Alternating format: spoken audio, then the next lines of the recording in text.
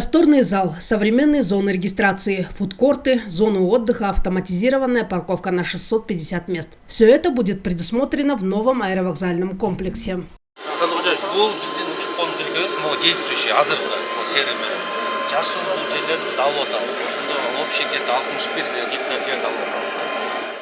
Выступая на мероприятии, глава государства подчеркнул, что это событие имеет огромное значение не только для южного региона, но и для всего Кыргызстана. Международный аэропорт Ош занимает второе место в стране по пассажиропотоку и является одним из ключевых транспортных узлов в Ферганском регионе. Этот аэропорт обеспечивает важное сообщение не только для жителей южных областей Кыргызстана, но и между странами Центральной Азии, Содружества независимых государств, Ближнего Востока и других регионов. На сегодняшний день аэропорт способен принимать современные воздушные суда, такие как Аэробус А320, Боинг 737 и их аналоги. Это свидетельствует о его конкурентоспособности на международном уровне. При этом строительство нового аэровокзального комплекса лишь начало наших масштабных планов. Мы намерены расширять маршрутную сеть аэропорта, привлекать новые авиакомпании и увеличивать объемы грузоперевозок.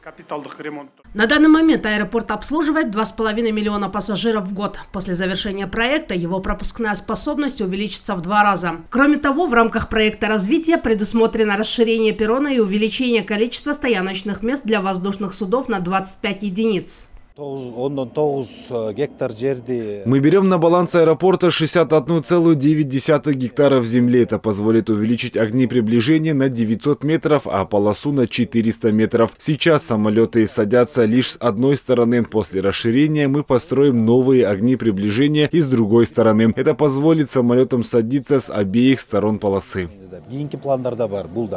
Новый аэровокзальный комплекс будет сдан в эксплуатацию через 1,5 года. Его строительством занимается государственное предприятие «Кыргызкурулуш». После завершения проекта ныне действующий аэровокзал будет обслуживать внутренние рейсы.